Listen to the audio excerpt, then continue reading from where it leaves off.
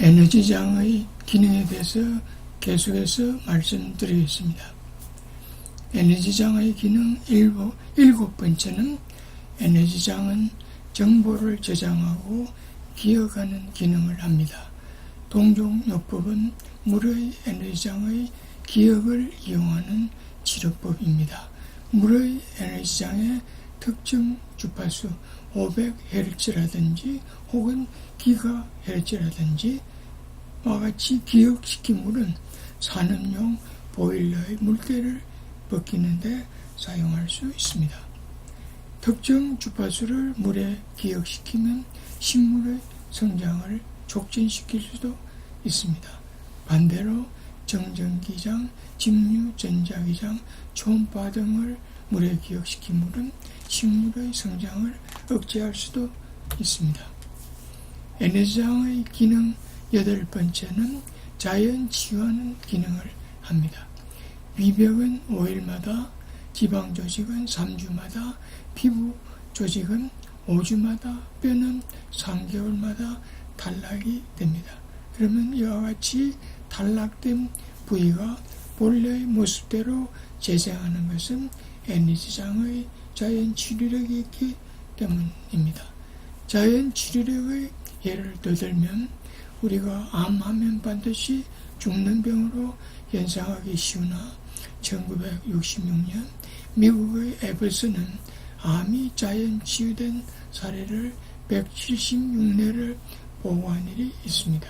또 미국의 캐롤 허시버그는 암이 자연 치유된 사람을 직접 찾아다니면서 면접조사하여 46사례를 발표한 일이 있고, 또 일본 규슈 대학 심리치료내과 유지로는 20여 년 동안 암이 자연 치유된 71회를 보고한 일이 있고, 암의 자연 치료를 중점적으로 연구하는 네덜란드의 헬렌 두잉 연구소는 1000명에 1명꼴로 암의 자연 치유가 일어난다고 하였습니다. 이와 같이 현대의학의 도움을 받지 않고 암이 자연 치유되는 것은 에너지장의 자연 치료력 때문입니다. 에너지장의 기능 9번째, 에너지장은 조직 형성의 청사진, 주형 역할을 합니다. 다시 말하면 에너지장이 없으면 존재 자체가 없어진다는 뜻입니다. 에너지장의 기능 10번째는 에너지장은 생물의 크기를 결정하는 역할을 합니다. 마치 진동에 의하여 모래알이 일정한 크기의 형상을 만드는 것과 같습니다. 에너지장의 기능 11번째는 지구의 회전, 태양이나 달의 주기 등을 인식하는 능력이 있어 시간을 재는 기능을 합니다. 즉 생체 시계의 역할을 합니다. 다음은 인체의 에너지장이 일으키는 특이한 현상에 대해서 말씀드리겠습니다. 여기에는 카오스 현상 있고 브렉탈 현상이 있고 복잡계 현상이 있습니다. 카오스 현상, 브렉탈 현상, 복잡계 현상 등은 거의 동일한 개념입니다. 카오스 이론이 발표되고 나서 10년쯤 지나서 브렉탈 이론에 관한 연구가 발표되었고, 또 10년쯤 지나서 프리고진이 자신의 조직과 이론과 합쳐서 복잡계 이론을 제시하였습니다. 따라서 자기 조직화, 카오스 이론, 브렉탈 이론, 복잡계 이론 등은 거의 동일한 개념입니다. 세 가지 이론이 약간씩 다른 점은 운동이나 기능의 배후에 있는 눈에 보이지 않는 질서를 파악하고자 할 때는 카오스 이론이 적용되고, 물체의 물리적 구조의 배후에 있는 눈에 보이지 않는 질서를 파악하고자 할 때는 브렉탈 이론이 적용되고, 많은 개체가 모여서 집합체를 이룰 때 그 집합체의 배후에 있는 눈에 보이지 않는 질서를 파악하고자 할 때는 복잡계 이론이 적용됩니다. 지금까지는 에너지장의 순기능에 대해서 살펴보았지만 에너지장의 역기능에 대해서 앞으로 살펴보겠습니다. 즉 에너지장이 원인이 되어 질병을 일으킬 수 있습니다. 생체 강자와 질병의 원인과의 관계를 보면 독일의 과학자 포프는 생체 강자를 측정하는 방법에 의하여 생체 강자와 질병의 원인과의 관계를 대대적으로 연구하였습니다. 포프는 생체 강자는 다음과 같은 경우 질병의 원인이 된다고 하였습니다. 첫째, 사람이 일생 동안 필요로 하는 생체 강자의 총량이 부족할 때 질병이 생기고, 둘째, 필요 이상으로 생체 강자가 몸 안에 축적되었을 때, 셋째, 에너지장이 움직이지 않고 정체될 때, 넷째, 생체 강자의 결맞음 정도가 낮아지면서 교란 상태에 빠질 때 질병이 생긴다고 했습니다. 첫째, 일생 동안 필요로 하는 생체 강자의 총량이 부족하여 병이 생기는 경우는 타고날 때부터 그런 경우도 있고, 포프에 의하면 스트레스를 잘 처리하지 못하여 만성 스트레스가 되면 생체 강자의 누수 현상이 많아진다고 하였습니다. 두 번째로, 필요 이상으로 생체 강자가 몸 안에 축적되어 병이 생기는 경우는 포프에 의하면 너무 많은 빛을 받아들임으로써 생체 강자의 질소도가 너무 높아져 세포가 자신의 일을 하지 못하면 다발성 경화증이 생긴다고 하였습니다. 세 번째, 에너지장이 움직이지 않고 정체되어 병이 생기는 경우, 에너지장은 강물이 흐르듯이 계속 흐르면서 각 조직 및 장기의 건강을 유지하는 역할을 하는데, 만약 어떤 부위에서 이 에너지장이 흐르지 않고 정체되면 첫 번째로 나타나는 현상은 그 부위의 혈액순환이 잘 안되고, 두 번째로 나타나는 현상은 혈액순환의 감소에 의하여 백혈구와 항체가 부족해지며, 세 번째로 나타나는 현상은 면역력의 감소에 의하여 세균이 침입하는 현상이 일어난다고 하였습니다.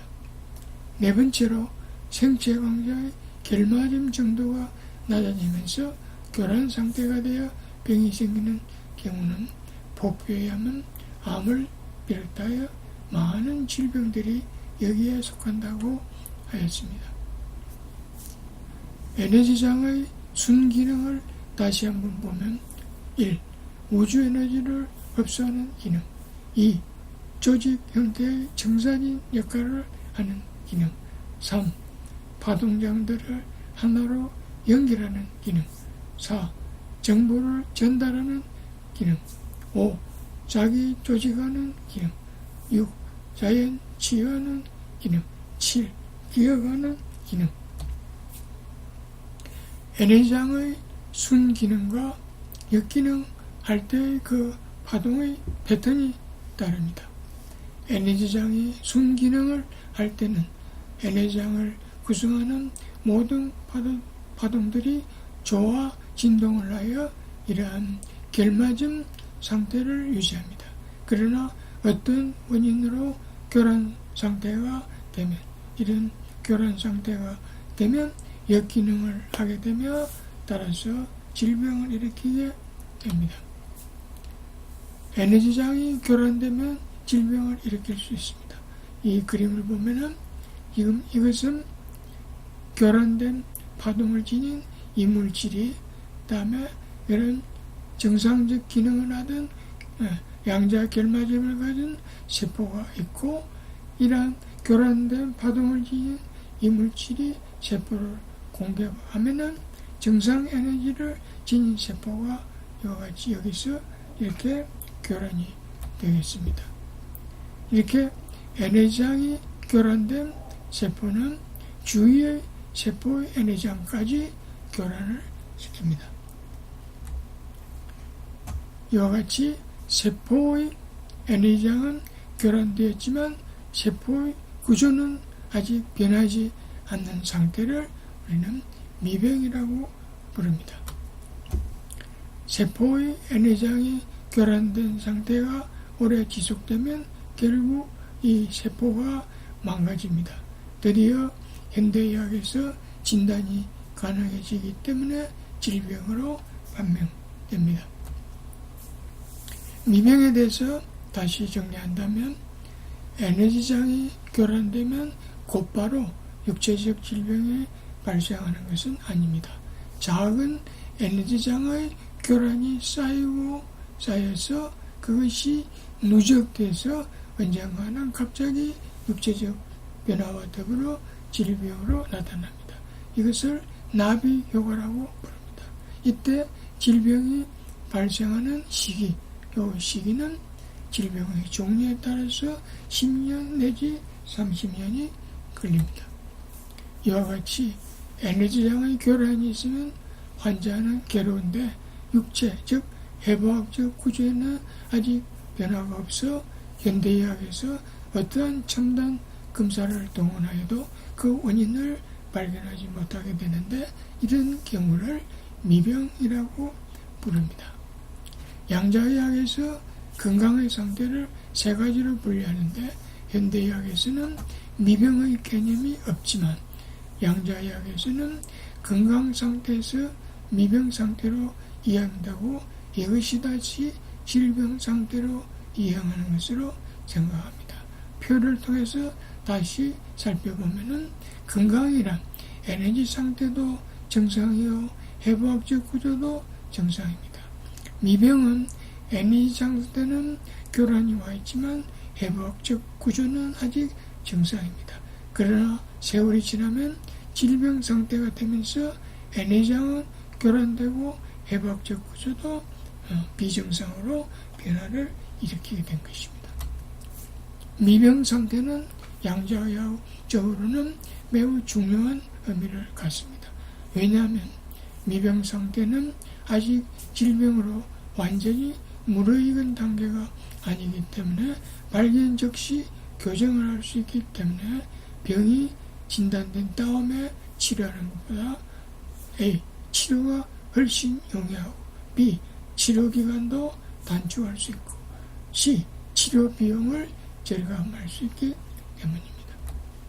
이때 에너지장을 교란시키는 원인들로는 생물학적인 것으로는 박테리아, 바이러스, 곰팡이, 고가루, 음식, 알레르기 등의 에너지장이 있고 화학적인 것으로는 농약, 금속, 음식 첨가물, 산업, 폐기물 등의 에너지장, 물리학적인 것으로 핵세선, 다음에 원자방선, 전자기파, 핸드폰 등 다음에 수맥파, 또 정신적인 것으로는 슬픔, 불안, 공포, 분노의 에너지장, 또 운동 부족에 의한 에너지 정체가 원인이 되겠습니다. 에너지장을 교란시키는 음식물에 대해서 말씀드리면 현대의학에서는 음식물을 건강과 관련하여 평가할 때 주로 칼로리, 세균의 감염 여부, 중금속 오염 여부, 다음에 화학 첨가물 여부 등을 중요시합니다. 물론 이것들은 건강에 유익한 음식물로서 갖추어야 할 기본 조건이지만 만약 교란된 에너지장을 지니고 있다면 건강에 문제를 일으킬 수 있습니다. 식품 영양학적으로는 비슷할지 모르지만 야외에서 키운 닭의 알과 닭장에서 키운 닭의 알은 에너지장의 차이가 납니다. 즉 닭장에서 키운 닭의 알은 광자의 방출량이 많으면서 결맞음이 낮고 야외에서 키운 닭의 알은 광자의 방출량이 적으면서 양자 결맞음이 높습니다. 에너지장을 교란시키는 대표적인 음식물로는 첫째, 아이스크림, 케이크, 빵 등 코카콜라 주스 등과 같이 설탕이 많이 함유된 음식. 둘째, 새우튀김, 닭튀김, 감자튀김, 팝콘, 마가린, 버터, 햄버거, 피자, 초코파이 등과 같이 소시지 등과 같이 트랜스 지방이 많은 음식. 셋째, 삼겹살, 육식 등과 같이 지방질이 많은 음식 등입니다. 반대로 에너지의 결맞음을 높이는 음식으로는 잡곡밥, 채소, 과일, 콩, 두부 등 식물성 음식, 그리고 미역, 다시마, 해초, 등푸른 생선 등 해산물, 그리고 올리브유, 들기름, 오메가3, 견과류 등이라고 할 수 있습니다. 에너지장을 교란시키는 물. 오늘날 우리가 마시는 물은 철저하게 정수 처리를 하고 또 세균의 감염, 화학물질의 오염 및 중금속 오염 등을 검사한 다음에 마시고 있습니다. 그러나 물도 에너지장이 있기 때문에 정수 처리되고 세균 감염이 없으며 환경 오염이 없고 중금속 오염이 없는 물을 마시더라도 그 에너지장이 인체에 좋지 않는 물이라면 인체의 정상적인 에너지장을 교란시켜서 질병을 일으킬 수가 있습니다. 에너지장을 교란시키는 전자기파. 오늘날 우리들은 전자제품 속에 묻혀서 생활하다시피 하고 있습니다. TV, 냉장고, 헤어드라이어, 전기장판, 온돌, 침대, 전화기, 전자레인지, 휴대폰 등등 이루 헤아릴 수 없을 만큼 많은 종류의 전자제품을 사용하고 있습니다. 그런데 이 전자기파는 눈에 보이지 않기 때문에 사람들의 관심을 받지 않게 되고 또 전자파가 인체에 미치는 영향에 대해서도 사람들은 관심이 없습니다. 그러나 양자역적 정면에서 보면 전자기파에도 에너지장이 내포되어 있어 그것이 인체에 나쁜 영향을 줄 수 있습니다. 쥐를 대상으로 선풍기에서 발생하는 전자기파의 약 3배를 하루 정도 쪼여주면 DNA의 이중날선이 끊어지는 현상이 나타나기 시작하고 이틀을 쪼여주면 DNA 손상은 심각한 상태로 손상을 입는다는 연구 보고가 있습니다. 또 송전선이나 가정기기에서 발생하는 초저주파와 뇌종양 발생에 대한 관계를 조사하기 위하여 15세 미만의 건강한 어린이 100명과 뇌종양을 앓고 있는 어린이 60명을 대상으로 이들의 공부방에서 일주일 동안 전자파를 측정한 결과 전자파가 평균보다 3배 정도 센 곳에서 거주하던 어린이는 뇌종양 발생 위험이 10배나 높았다는 연구 보고도 있습니다. 또 20대의 건강한 의대생을 2그룹으로 나누어 한 그룹 20명에는 4시간 동안 쉬지 않고 휴대전화를 사용하도록 하고 다른 그룹 14명에는 같은 시간 동안 즉 4시간 동안 휴대전화를 사용하지 못하게 한 다음에 실험이 끝난 뒤 혈액을 채취해 면역세포를 분석한 결과 휴대전화를 사용한 그룹에서 면역세포의 DNA가 유의한 수준으로 손상되었으며 이러한 손상은 임파구, B세포, T세포, 과립, 백혈구 등에서 관찰되었으며 반면에 휴대전화를 사용하지 않은 그룹에서는 면역세포의 손상이 관찰되지 않았다는 연구 보고가 있습니다.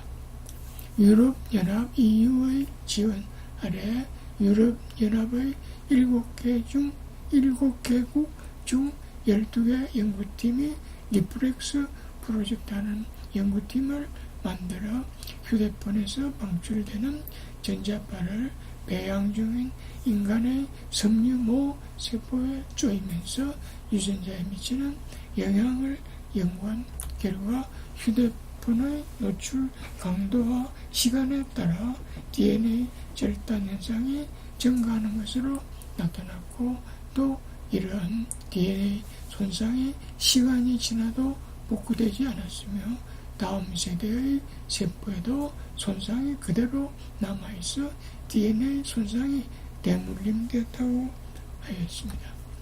이외에도 노인이 전자기파에 많이 노출되며 치매를 일으킬 수 있다는 보고, 어린이가 비디오 게임과 같은 전자기파에 장시간 노출되면 발작을 일으킬 수 있다는 보고, 이동전화기를 3년 이상 사용하는 사람은 뇌암의 발생이 1.5배 증가한다는 보고, 전자회사에 근무하는 남자나 여자는 성선장애를 일으켜 불임이 될 수 있다는 보고 등이 있고, 또 임신 중 천둥 및 번개에 노출되면 기형을 유발할 수 있다는 보고가 있고, 임신 중 전자레인지, 발전소, 텔레비전, 컴퓨터 모니터, 형광 등 전기 배선 헤어드라이어, 전기 면도기, 전기 담요 등에 장시간 노출되면 기형을 유발할 수 있다는 보고가 있습니다. 그리고 파라볼라 위성 안테나는, 이런 파라볼라 위성 안테나는 인체에 매우 유의한 것으로 알려요. 반경 20m 있는 주위 사람들에게까지 영향을 미칠 수 있다는 연구 보고가 있습니다. 또 송전탑 부근에 사는 사람이나 가정용 전기 제품에 오래 노출되며 이 목, 배 등의 암이 생길 수 있다는 연구 보고가 있고, 전선 가까이 있을수록, 그리고 가전제품 사용이 많을수록 어린이가 백혈병에 걸리는 빈도가 높다는 연구 보고가 있고, 텔레비전에 오래 노출되거나 자동차를 오래 타면 만성피로, 견비통, 시력장애, 신경장애 등을 초래할 수 있다는 연구 보고가 있습니다. 또 컴퓨터는 유방암과 관계가 있고, 그 외 유산, 팔의 관절통, 안구건조증, 피부건조증, 모발건조증, 만성피로 증후군을 일으킬 수 있다는 연구 보고가 있고, 전자기파에 오래 노출되면 암을 비롯하여 각종 만성질환, 만성피로 증후군, 혈액이상, 조로, 치매, 신경성 질환 등을 유발할 수 있다는 연구 보고가 있습니다. 또 계속해서 다음에 말씀드리겠습니다.